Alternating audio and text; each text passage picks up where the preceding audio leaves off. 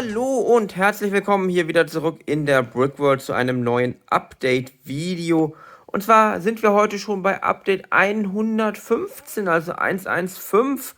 Und ja, das letzte Mal im richtigen Update-Video hatten wir uns hier an der Straßenbahn ein bisschen vorangetan. Wir hatten sie beleuchtet, wir haben die Werbung aufgeklebt, wir haben das Problem mit der Kurvenfahrt gelöst. Wie gesagt, die kommt jetzt ordentlich hier rum. Und im letzten eigentlichen Video hatten wir hier den Ferrari unter anderem zusammengebaut und beleuchtet. Und heute dachte ich, gehen wir mal wieder dahin, wo wir schon lange nicht mehr waren. Und zwar unser Großbauprojekt Bahnhof. Ich glaube, da waren wir jetzt ein paar Wochen lang schon nicht mehr. Und zwar würde ich heute, glaube ich, gerne mal die Fassade, ich will im ersten Stock hier ein bisschen weiterbauen. Einfach um mal langsam so einen Blick auf das Ganze zu bekommen, wie das mal aussehen könnte, wenn es hier weiter vorangeht. Und ja, Fassade wird heute gebaut. Ich schaue mal, was wir sonst noch so machen, aber das würde ich auf jeden Fall sehr, sehr gerne heute umsetzen.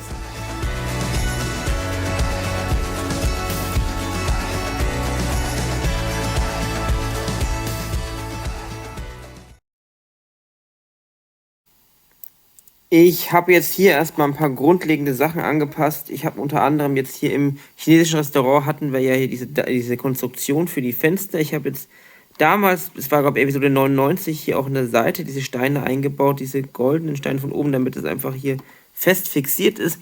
Das habe ich jetzt auch bei den anderen beiden Fenstern noch gemacht, weil das ja unter dieser Konstruktion mit eingebaut werden muss, sonst funktioniert das Ganze nicht. Und wir haben jetzt hier ist die Modulgrenze. Übrigens sieht man hier so ein bisschen diese Höhe erreicht, auf der dann jetzt nur noch die Steine draufkommen, eben diese Modified Plates, nicht die, sondern die hier, worauf dann später eben die oberen Etagen aufgesetzt werden. Das machen wir heute nicht. Wir bauen heute tatsächlich erstmal einfach nur die Fassade nach oben, damit wir einfach mal hier vorne so einen schönen Blick bekommen, wie das Ganze mal aussehen wird. Und das interessiert mich nämlich auch mal persönlich. Und ich werde jetzt einfach mal anfangen, die Mauern hochzuziehen. Das wird auf jeden Fall ein bisschen dauern und dann schauen wir einfach mal, wahrscheinlich auch zwischendurch mal, wie sich das Ganze entwickelt. Es wächst und es fügt sich zusammen, wie ihr sehen könnt. Ich habe jetzt so weit, dass ich jetzt hier anfangen kann, die Fenster hochzuziehen. Im oberen Stockwerk ist es ja so, dass die Fenster fast bodennah sind. Also hier unten, hier sieht man es ein bisschen schlecht. Hier sieht man es, dass da noch einiges an Lücke ist im Erdgeschoss. Und wenn man sich jetzt die Fenster anschaut, hier im ersten Geschoss sind die fast bodenhoch. Das hängt auch damit zusammen, dass es bei älteren Gebäuden grundsätzlich so ist, dass der untere Stock normalerweise höher ist als die oberen Stockwerke. Das hat optische Gründe, bautechnische Gründe, da könnte man jetzt genauer darauf eingehen. Aber es ist einfach so, dass viele ältere Gebäude im unteren Geschoss etwas höher sind als in den oberen Geschossen. Lässt auch eine besondere Wirkung auf die Gebäude bringen. Und ich setze jetzt hier erstmal die Fenster ein. Das ist ganz praktisch, dass ich jetzt nämlich hier von meiner Pick-a-Brick-Wall-Bestellung sage ich schon, als ich in Nürnberg im Store war, habe ich das hier, was hier in der Tüte ist, alles als extra Shippen geschenkt bekommen. Und das sind praktischerweise auch damals, inzwischen sind sie leider nicht mehr im Store, ganz viele von den Fenstern dabei, von den kleinen. Und die sind sogar mit den Scheiben schon fertig. Das heißt, ich muss da jetzt nicht nur selber alles zusammenstecken. Das erleichtert die ganze Sache jetzt natürlich nochmal enorm. Und jetzt geht es einfach weiter. Wir bauen jetzt die runden Steine. Die habe ich hier schon teilweise liegen. Ich habe noch mehr.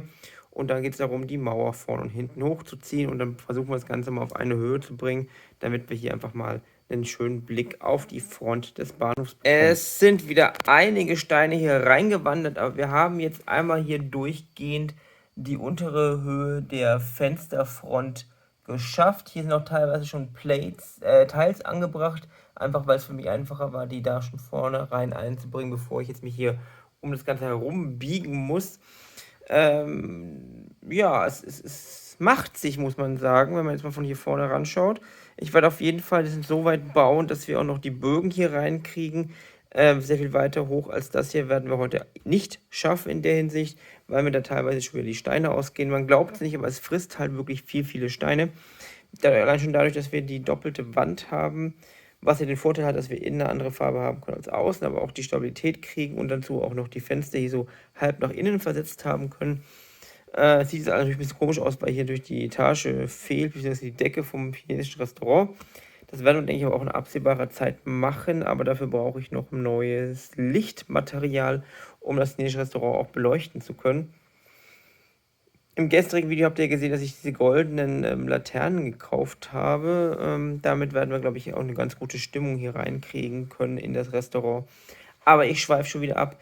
Wir werden jetzt erstmal hier das da hier mit Tiles bedecken. Dann sieht das schon mal ein ganzes Stück anders aus.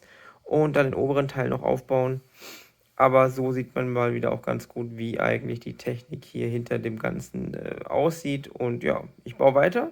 Wir sehen uns gleich. Schon mal ein Riesenunterschied. Einfach die ganze Fassade bekommt mehr Struktur und man bekommt inzwischen so langsam ein Gefühl, wie groß das Gebäude werden wird, auch wenn wir die Höhe noch nicht mal richtig erreicht haben.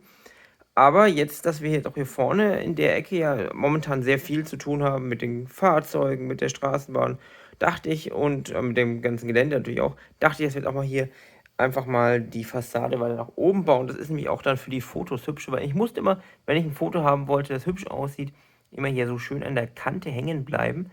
Und jetzt kann ich ein bisschen höher gehen, wahrscheinlich dann mindestens so. Und das sieht dann natürlich gleich nochmal ganz anders aus. Aber wie gesagt, ich mache jetzt weiter. Wir sehen uns gleich.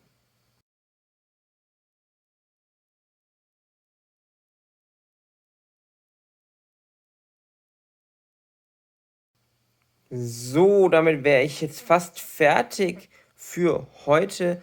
Man muss sagen, auf jeden Fall, es hat einen ganzen Schritt nach vorne gemacht. Es wirkt jetzt gleich wieder ganz anders, finde ich, auch wenn man jetzt zum Beispiel von hier vorne nach hinten schaut oder von hier drüben.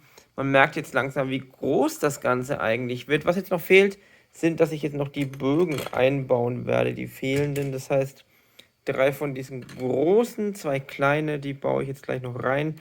Werde ich nochmal kurz einen Cut machen, dafür brauche ich nämlich beide Hände. Und wir schauen uns doch gleich nochmal an, was wir heute alles geschafft haben. Und das wäre dann der finale Stand für den Bahnhof heute. Es mag vielleicht auf den ersten Blick nicht nach so viel aussehen, aber es stecken auf jeden Fall viele Steine drin und es ist auch viel Zeit. Das Ganze ist nämlich einfach mit sehr vielen kleinen Arbeiten verbunden. Von innen sieht es natürlich jetzt noch ein bisschen seltsam aus, weil wir ja hier natürlich die innere Wand noch nicht hochgezogen haben. Die ganze Etage fehlt hier, was vor allem daran liegt, dass wir vorher erstmal das chinesische Restaurant fertig bauen müssen und auch hier die Innenwände hochziehen müssen. Ich weiß nicht, ob ich es schon oft genug erwähnt habe, aber hier über dem chinesischen Restaurant wird natürlich dann jetzt hier nochmal das genauso sein, dass wir hier reinschauen können.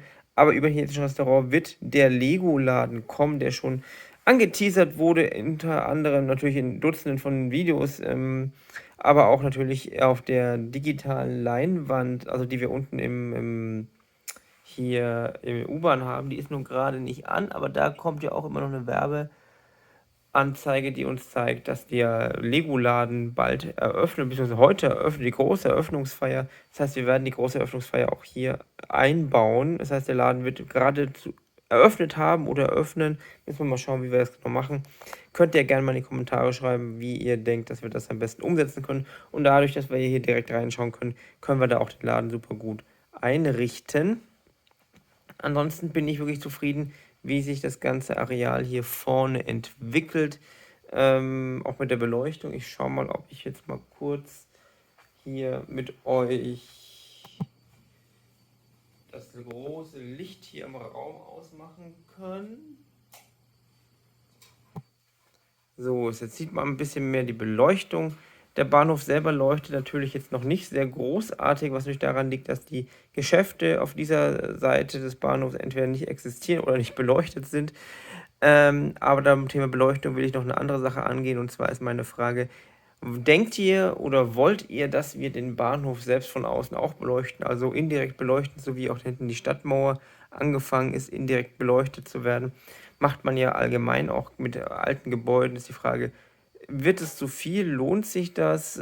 Schreibt es mir gerne in die Kommentare. Ansonsten muss man eben auch bedenken, dass ja auch noch Beleuchtung von außen, von innen nach außen scheinen wird, eben durch die Fenster. Hier unten aus dem chinesischen Restaurant, das jetzt ja momentan noch sehr, sehr dunkel ist, weil eben überhaupt keine Beleuchtung drin ist. Das wird sich aber bald ändern. Und oben der Lego-Laden wird natürlich auch einiges an Beleuchtung hinauswerfen. Und dann meine zweite Frage, die ich auch gerne noch euch stellen möchte, und schreibt mir in die Kommentare, ob wir auf dieser freien Fläche, die wir ja hier noch haben, ob wir da irgendwie so Werbung anbringen können. Man könnte da so Rollbanner aufhängen, weil das ist ja eigentlich eine Fläche, abgesehen von der gleichen Fläche auf der anderen Seite natürlich, wobei die nicht so interessant ist die relativ breit und ohne Fenster. Also würde sich anbieten, da noch irgendwas anzubringen und würde noch ein bisschen Leben reinbringen. Schreibt es mir gerne in die Kommentare. Ansonsten würde ich sagen, das war's heute für Update, ich glaube 115. Und wie ihr vielleicht schon wisst, bin ich momentan eigentlich gar nicht da. Das heißt, alle Videos, die jetzt momentan bis zum inklusive Sonntag noch veröffentlicht werden, ich weiß nicht, wie viel ich noch schaffe, sind vorproduziert, weil ich unterwegs bin. Das heißt, es kann sein, dass ich auf eure Kommentare nicht so zeitnah reagieren kann wie sonst. Aber ansonsten, ja, muss ich sagen, vielen, vielen Dank natürlich wie immer. Danke fürs Zuschauen. Ich hoffe, ihr schaut auch zu, wenn ich es nicht unbedingt mitbekomme. Und dann ja, viel Spaß beim selber bauen. Und wir sehen uns das nächste Mal hier im nächsten Video hier aus der Brickworld. Und ich bin gespannt, was ihr zu meinen Fragen zu sagen habt. Also viel Spaß, bleibt gesund und tschüss.